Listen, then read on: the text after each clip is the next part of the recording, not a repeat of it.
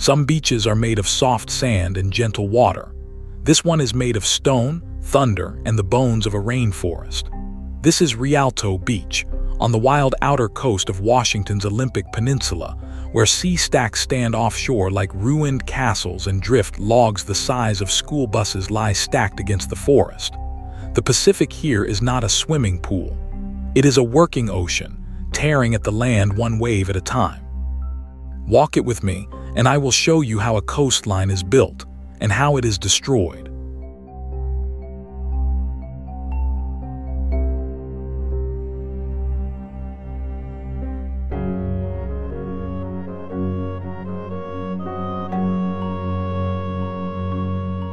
We are in the far northwest corner of the United States, in Clallam County, Washington, on the Pacific edge of Olympic National Park. The nearest town of any size is Forks, about 14 miles inland, and the Quileute community of La Push sits just across the river to the south. Rialto Beach lies on the north side of the mouth of the Quileute River, facing the open Pacific. Behind us rise the Olympic Mountains, wrapped in some of the wettest forests on the continent. Ahead of us, there is nothing but ocean until you reach Asia. This is about as far west as you can walk in the lower 48 without getting your feet wet.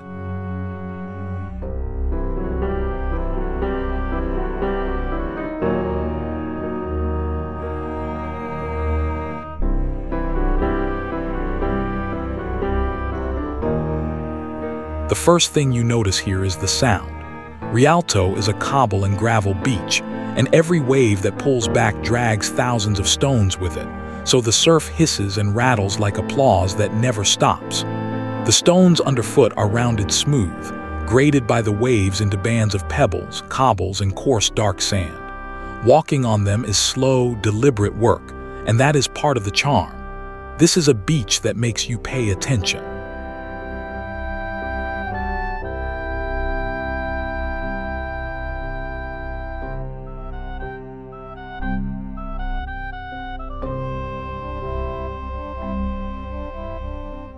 Rialto belongs to the coastal strip of Olympic National Park, a ribbon of protected shoreline running down the Pacific edge of the peninsula.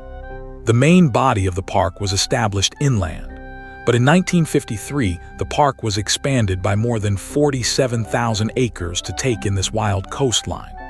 The result is one of the longest stretches of essentially roadless, undeveloped ocean shore left in the contiguous United States. There are no boardwalks here, no beach houses, no snack stands. For mile after mile, it is only rock, surf, forest, and weather.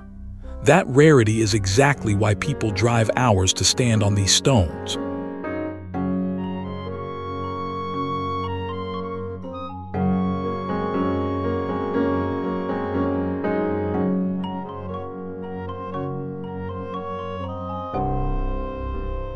Look down and you are reading geology in the round. These cobbles are pieces of the Olympic Peninsula itself, broken from headlands and carried by rivers, then rolled and polished in the surf. Many are dark basalt and hard sandstone, the tough leftovers of ancient sea floor that was scraped onto the edge of the continent. The waves sort them constantly by size, building steep storm berms in winter and gentler terraces in summer. Every stone under your boots has been traveling for a very long time. The beach you are standing on is simply where they are pausing today.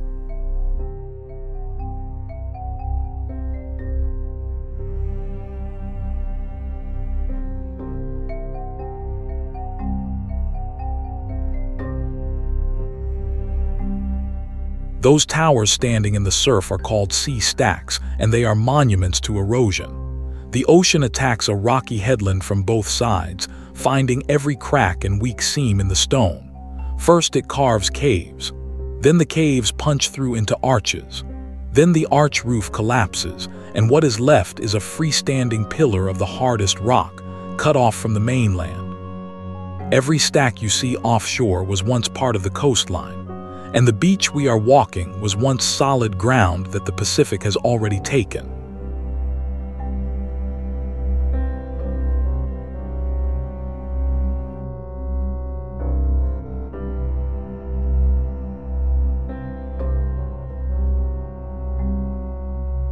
From the beach you can count the survivors. Off to the south stand James Island and its smaller companions, and farther out lie scattered rocks where the swells break white even on calm days. Each one wears a little crown of wind-sheared spruce, trees that somehow grip bare rock through 100-mile-an-hour storms.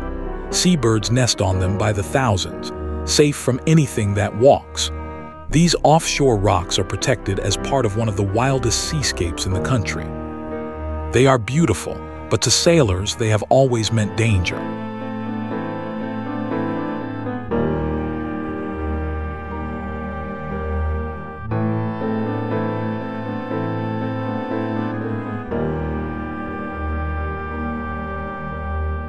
A mile and a half north of where we started, the beach runs up against a headland punched clean through by the sea.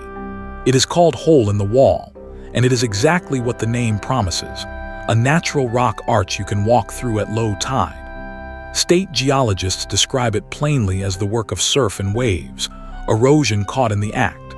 Stand inside it, and you are standing in the middle stage of the story we just told, after the cave, before the collapse. One day the roof will fall, and Hole in the Wall will become one more sea stack. Nothing on this coast is finished.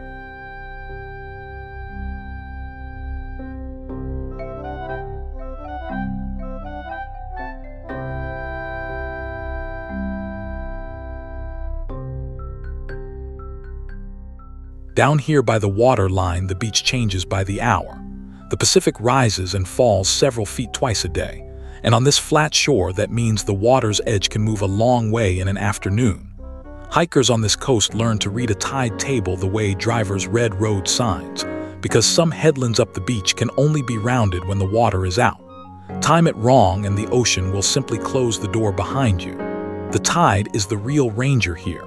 Everyone on this beach moves on its schedule.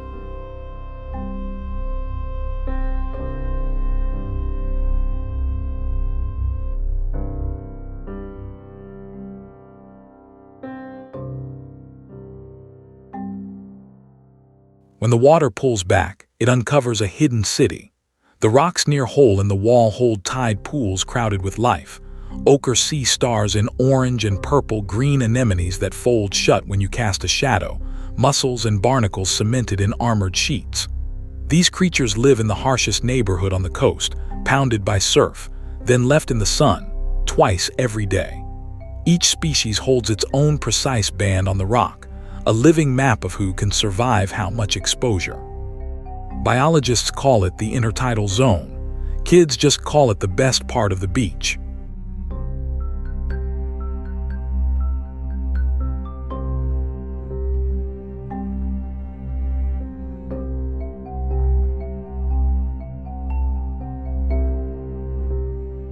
Now look at the top of the beach, at that rampart of enormous silver logs. These are drift logs, whole trees stripped of bark and polished by sand and salt. Some are 6 or 8 feet through and longer than a highway truck, with root plates taller than a person. They lie stacked and interlocked like the timbers of a ruined fortress, and in a storm the surf can pick them up and throw them. Rangers warn people never to play near floating logs, because a wave can move 10 tons of wood faster than you can move yourself. They are the most beautiful hazard in the park.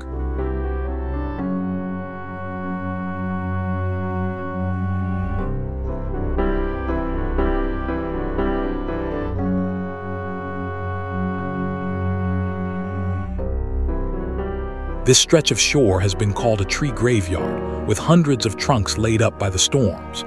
Winter is when the collection grows. Storm surf rides in on high tides, floats the wood off every beach for miles, then hurls it back at the top of the berm and stacks it, log on log, layer on layer. Some trunks stay here for decades, bleaching to silver, sheltering driftwood gardens of beach grass in their lee. Others go back to sea in the next big blow and land on a beach 50 miles away. The wall of wood you see today is just this winter's arrangement.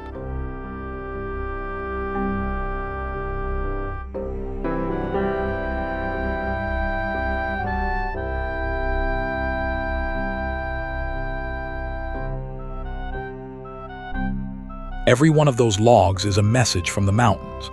The west side of the Olympics catches the full soak of Pacific storms, and its rainforest valleys can receive more than 12 feet of rain in a year, some of the wettest ground in the contiguous United States.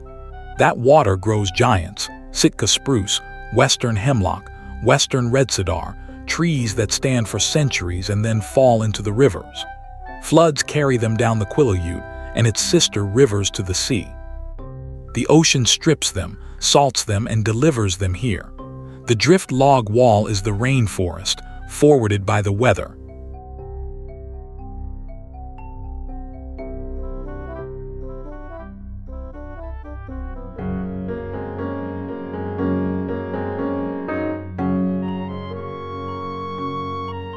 We are walking south now, toward the mouth of the Quileute River, and the beach is narrowing to its point. Across the water, the land rises into a great flat-topped island of rock, dark with spruce. Gulls and pelicans work the tide rip where river water meets ocean swell, because the mixing water is full of food. Fishing boats thread this entrance on their way to the harbor at La Push. It is a small river mouth, but it is the front door to this entire coast.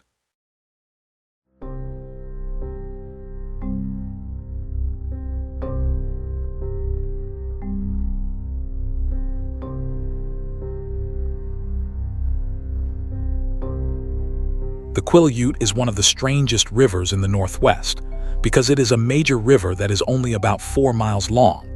It is born near the town of Forks, where 3 rivers, the Bogacheel, the Kalawa, and the Sal Duck, braid together into one, and the Dickey River joins just before the sea. Its short main stem carries the water of an enormous basin reaching deep into the Olympic Mountains. Salmon and steelhead run through here on their way to hundreds of miles of spawning streams. Think of it as a river that skips the childhood and arrives fully grown, 4 miles long and draining half a mountain range.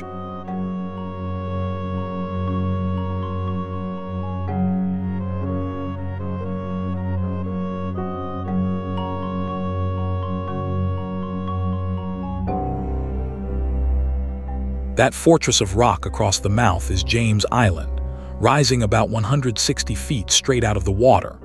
It was once a sea stack joined to this shore, until engineers rerouted the river channel and left it standing alone. Today, the Coast Guard operates an automated light and foghorn up there to guide boats through the entrance.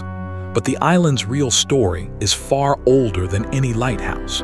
It belongs to the people who have lived at this river mouth for thousands of years.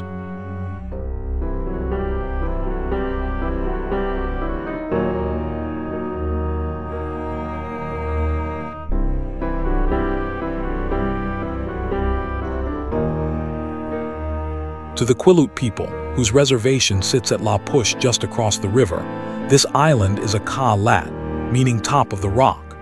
For generations it held a fortified village, its steep sides a natural defense, and into the second half of the 1800s it remained a stronghold. Later it became a burial place for the tribe's chiefs, and it remains sacred ground. In 1966, the federal government returned the island to the Quileute, and today, no one outside the tribe may set foot on it. The river itself carries the tribe's name. It is a quiet reminder that this coast was a homeland long before it was a park.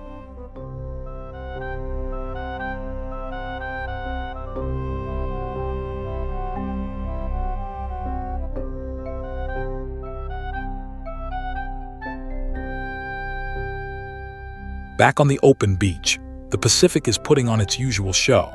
Swells that started in storms thousands of miles away stand up in the shallows and collapse in long white explosions.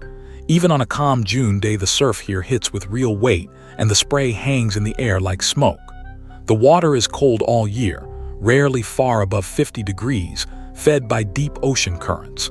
Nobody comes to Rialto to swim. You come to stand at the rail of the continent and watch the engine room work.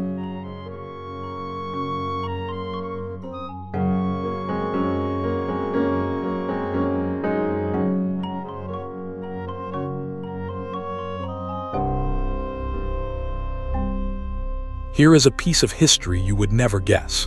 This beach was named by a stage magician, Claude Alexander Conlin, who performed as Alexander, the man who knows, was one of the highest-paid mind readers of the vaudeville era, famous for his turban and his crystal ball. He kept a home at Mora, overlooking this shore in the 1920s, and he gave the beach the name Rialto after the Rialto theater chain. His house burned down in the 1930s, but the show business name stuck to the wilderness. A beach of storms and sea stacks, named for the stage lights.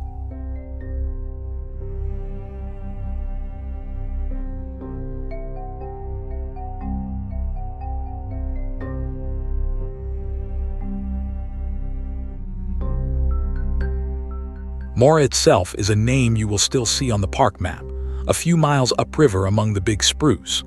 A small settlement stood there in the Homestead years, when hopeful communities dotted this remote corner of the peninsula.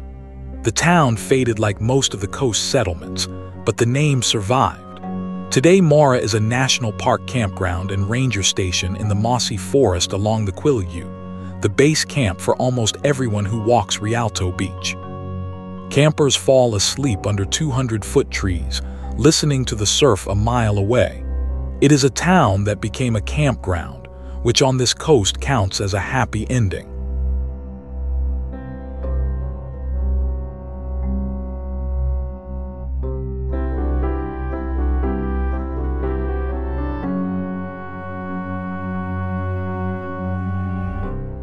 Walking the Berm crest is the classic Rialto experience. Drift logs on one side, breakers on the other, and a corridor of gray gravel running ahead to the horizon. Bald eagles patrol this beach, trading places on the tallest snags, and river otters sometimes lope across from the forest to fish the surf line. In June, the weather can serve 4 seasons in an hour: fog, sun, wind, and back to fog. The Pacific Northwest coast does not do ordinary days. Every visit here is a different beach.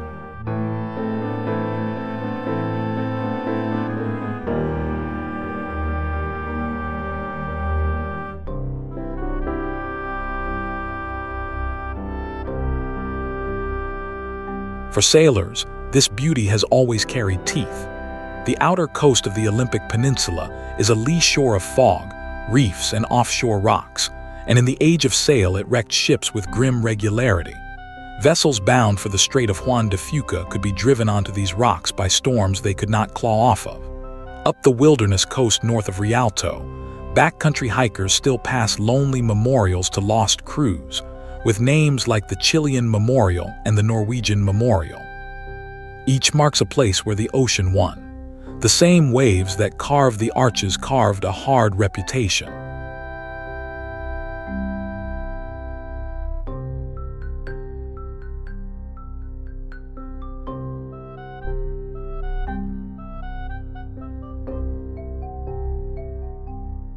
That is why the light matters. From the top of James Island, the Coast Guard's automated beacon and foghorn watch over the river entrance, the modern descendants of keepers who once tended lights along this coast by hand. For the fishing fleet at La Push, crossing the bar at the Quileute mouth is still the most dangerous minute of any trip. A river current meeting ocean swell over a shallow bar can turn bad water vicious in moments. The light on A-Ka-Lat threads boats through the same rocks that defended a village for centuries. On this coast, even navigation has deep roots.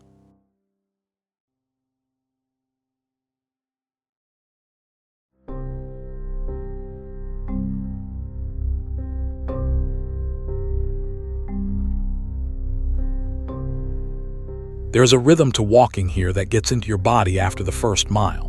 7 or 8 seconds between waves, the crunch of cobbles underfoot, the hiss of the backwash pulling stones to sea. Scientists measure this coast in millimeters of erosion per year, but your ears tell you the truth faster. The Pacific never stops working, not for 1 second, day or night, for millions of years. Mountains come down to this beach to be disassembled. We just get to watch a tiny moment of the process.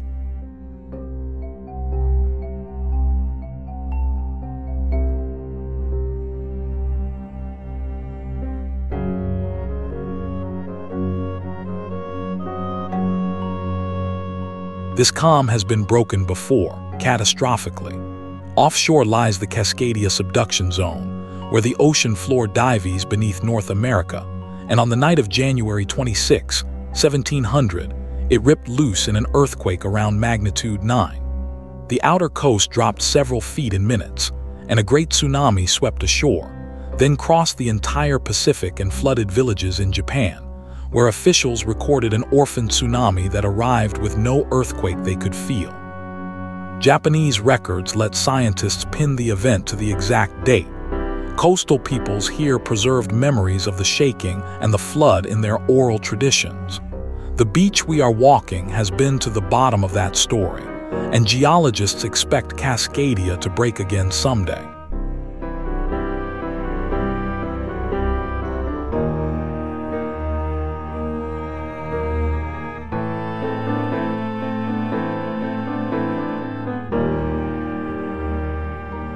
The evidence is written in trees. Along rivers on this coast, scientists found ghost forests, stands of gray cedar and spruce snags killed when the 1700 quake dropped the land and let salt water flood their roots. The rings of those dead trees stopped in the same season, a wooden time stamp matching the Japanese records. It is one of the great detective stories of modern geology, solved with tree rings, mud layers, and old harbor ledgers from the far side of the ocean. Every drift log on this beach is temporary. The ghost forests are the ones that never got to leave.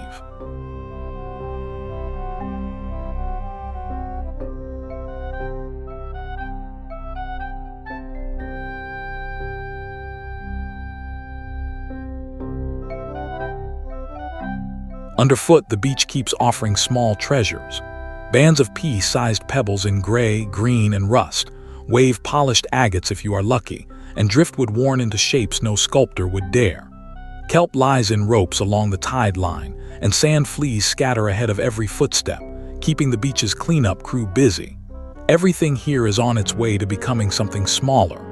Boulders to cobbles, cobbles to pebbles, pebbles to the dark sand that squeaks at the water's edge.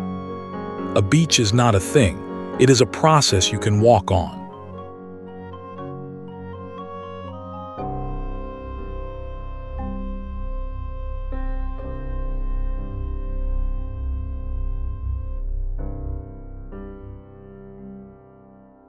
The gateway town for all of this is Forks, a logging town on the highway east of here that spent a century measuring its fortunes in timber.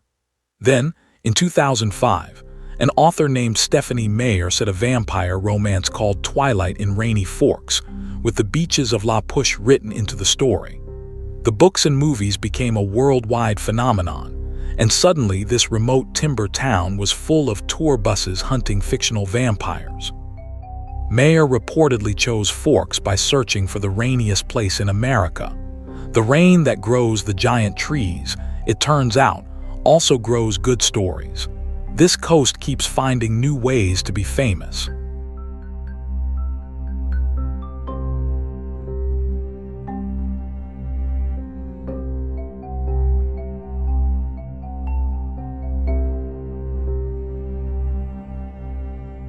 None of this wildness survived by accident. President Theodore Roosevelt first protected the peninsula's heart as Mount Olympus National Monument in 1909, and President Franklin Roosevelt signed Olympic National Park into being in 1938. The coastal strip followed in 1953, saving this shoreline just as post-war development was reaching for it. The park now covers more than 920,000 acres, almost all of it managed as wilderness, and in 1981, the whole ensemble was named a UNESCO World Heritage Site. That is why there is no road along this beach and no town behind it. Somebody decided the most valuable thing this coast could produce was itself, unchanged.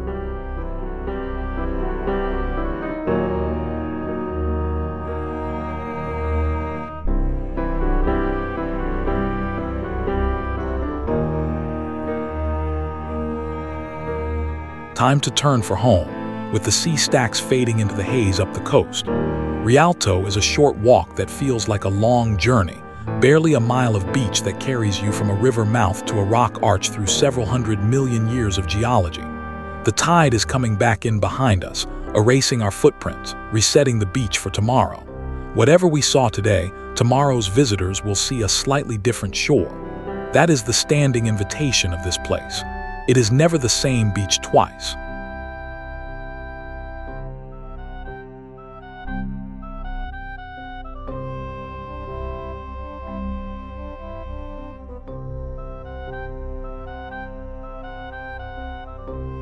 In the evening, this coast performs its closing ceremony. The sun drops toward the Pacific, and the sea stacks turn to black silhouettes on a sheet of hammered gold, while the surf keeps its slow applause going into the dark. Campers at Mora drift down to the beach for it, and nobody talks much. It is the oldest show in the Northwest, running nightly for millions of years, no tickets required. A magician named this beach for the theaters. He knew a great stage when he saw one.